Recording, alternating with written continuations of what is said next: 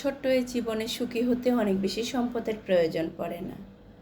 লাইফে একটা ভালো মানুষের খুব বেশি প্রয়োজন, যে অনেক বেশি যত্নবান হবে, অনেক বেশি কেয়ারিং হবে, অনেক বেশি ভালোবাসবে। এমন একজন পুরুষ যার জীবনে আছে, তার কি অনেক বেশি সম্পদের প্রয়োজন আছে? এর চেয়ে কি বড় সম্পদ আর কি হতে পারে বলেন তো? আলহামদুলিল্লাহ, আলহামদুলিল্লাহ। সবাই মাশাআল্লাহ বলবেন, কেউ আমার ফ্যামিলির দিকে নজর দিবেন না। আসসালামু আলাইকুম। সবাই কেমন আছেন? আশা করি সবাই ভালো আছেন। আমরাও আলহামদুলিল্লাহ বেশ ভালো আছি। সেদিন ছিল শুক্রবার, সুন্দর একটা মুহূর্ত কাটাচ্ছি, আর সেখান থেকে আপনাদের সাথে ভিডিও শেয়ার করছি। আশা করি আপনাদের ভালো লাগবে। ভালো লাগলে ভিডিওতে একটা লাইক দিয়ে সম্পূর্ণ দেখার অনুরোধ রইল। এই যে একটু আগে বললাম, একজন ভালো মানুষ, একজন কেয়ারিং মানুষ খুব বেশি প্রয়োজন।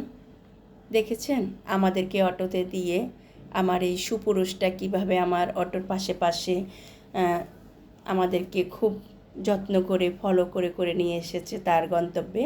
এটা হচ্ছে তার বন্ধুর বাড়ি, সেখানে আমাদের বিয়ের দাওয়াত ছিল। এই জন্যে বলছি, লাইফে যত্নবান পুরুষের খুব বেশি প্রয়োজন। উনি দায়িত্বের বেলা কখনো ঘাটতি রাখে না, সবসময় তার বউ বাচ্চা বলেন এবং ফ্যামিলি বলেন সবার জন্য দায়িত্বের বেলা সে অনেক বেশি অটুট থাকে।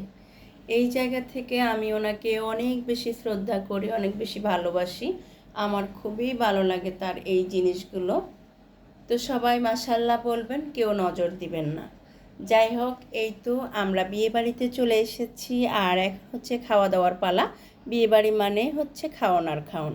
এখানে ছিল কাচ্চি, খাসির কাচ্চি ছিল, টিকিয়া ছিল, আর চিকেন ফ্রাই ছিল, সাথে ছিল বিরনি, তারপরে হচ্ছে বোরহানি, অনেক রকমের খাবারের আইটেম ছিল। খাওয়া দাওয়া শেষ করে আমরা হচ্ছে ওনাদের বাসায় যাই বাবির সাথে দেখা করতে। তো বাসায় গিয়ে আসলে তেমনভাবে আর ক্যামেরা অন করা হয়নি, এখানে অনেক মানুষ ছিল। এই তো আমি বাবির সাথে কথা বলছিলাম।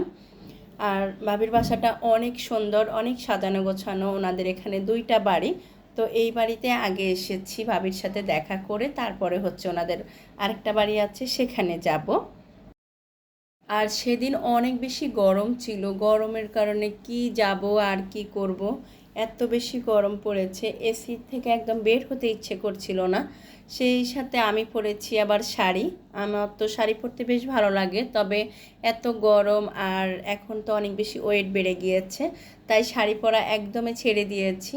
কেন যেন আজ মনে হলো একটু শাড়ি পরি, তবে শাড়ি পরে আমার অবস্থা একদম নাজেহাল, সেটা আর কি বলবো। তারপরেও ভাইয়াদের আরেকটা বাড়ি আছে, সেখানে যাচ্ছি। সেখানে হচ্ছে ওনাদের জন্য স্টেজ সাজানো হয়েছে, তো সেটা একটু ভিডিও করব। আসলে হাজার কষ্টের মধ্যেও আপনাদের কথা মাথায় রেখে ছোট ছোট ভিডিও ক্লিপ নিয়ে আজকের এই ছোট্ট ভিডিওটা সাজিয়েছি। আশা করি আপনাদের ভালো লেগেছে। ভালো লেগে থাকলে অবশ্যই একটা লাইক দিয়ে যাবেন। আপনি যদি চ্যানেলে নতুন হয়ে থাকেন, চ্যানেলটি সাবস্ক্রাইব করে যাবেন। আপনি যদি পেজ থেকে ভিডিওটা দেখে থাকেন, প্লিজ পেজটা ফলো দিয়ে যাবেন। আর খুব বেশি ভালো লাগলে ফ্যামিলি এবং ফ্রেন্ডসদের মাঝে অবশ্যই শেয়ার করবেন। শেয়ার করতে কোনো টাকা পয়সা লাগে না, তবে আমি কষ্ট করে ভিডিও করি, এই কষ্টটা মাথায় রেখে একটু লাইক কমেন্ট শেয়ার করবেন। এতে করে আমার জন্য অনেক বেশি হেল্পফুল হবে। আপনাদেরকে সবসময় মনে রাখবো, আপনাদের প্রতি কৃতজ্ঞতা সবসময় থাকবে। আর যারা প্রতিনিয়ত এই কাজগুলো করছেন, আমাকে সাপোর্ট দিচ্ছেন, ভালোবাসা দিয়ে আমার পাশে আছেন, ছোট ছোট এই কাজগুলো করে যাচ্ছেন, তাদেরকে অসংখ্য ধন্যবাদ। তারপর হচ্ছে আমরা সেই স্টেজে চলে আসি, আর এখানে সবাই মূলত একটু পিক তুলবে, ভিডিও করবে বরকনের সাথে, সেই চিন্তা ভাবনায় আসা। আসলে এত পরিমাণ গরম, আর এখানে প্রচুর পরিমাণ লাইটিং ছিল, যার কারণে গরমটাও একটু বেশি পড়ছিল। তাই আর এখানে খুব বেশি সময় কেউ কাটায়নি, যার যার মতো করে পিক ভিডিও নেওয়ার পরে পরে সবাই চলে গিয়েছে সবার স্থানে। আসলে অনেক বেশি গরমের কারণে, আর যেহেতু সবাই অনেক বেশি হ্যাভি হ্যাভি ড্রেস পরেছে, সবাই খুব অস্থির হয়ে গিয়েছে যার যার বাসায় গিয়ে ফ্রেশ হবে। সেই জায়গা থেকে আমরাও কিছু পিক নিয়েছি, ভিডিও নিয়েছি, নিয়ে চলে এসেছি। আর এদিক থেকে বরকনেরও খাবারের সময় হয়েছে, তো ওদেরকে খাবার দেওয়া হয়েছে। এখানে একটা আস্ত খাসি দেওয়া হয়েছে। বর দায়িত্ব নিয়ে তার যে সহপাঠীরা আছে তাদেরকে সবাইকে ভাগ করে দিচ্ছে।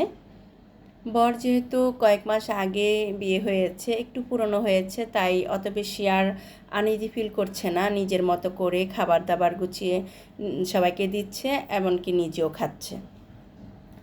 আমরা এই পর্যন্তই দেখেছি বা ছিলাম, বাকি সময় আমরা আর কোনো ভিডিও করিনি, আর এখানে ছিলামও না। আমাদের চিন্তাভাবনা ছিল আমরা যত দ্রুত সম্ভব বাসায় যাব, বাসায় গিয়ে ফ্রেশ হব, এটাই ছিল মাথায়। এর মধ্যে বাসায় চলে এসেছি, এসে ফ্রেশ হয়ে বেশ কিছু সময় বিশ্রাম নিয়েছি। এটা হচ্ছে রাতের বেলা, বাচ্চারা না খেয়ে ঘুমিয়ে যাবে, তো সেটা তো আমার ভালো লাগবে না, না খেয়ে বাচ্চারা ঘুমিয়ে যাবে। ভাত তো একদমই খাবে না, তো ভাবলাম ওদেরকে একটু নতুন কিছু দিই যেটা খুব তৃপ্তি নিয়ে খাবে। এখানে বাসায় পাকা আম ছিল, আমি 2টা আম কেটে নিয়েছি, তারপরে হাত দিয়ে একটু চটকে নিয়েছি।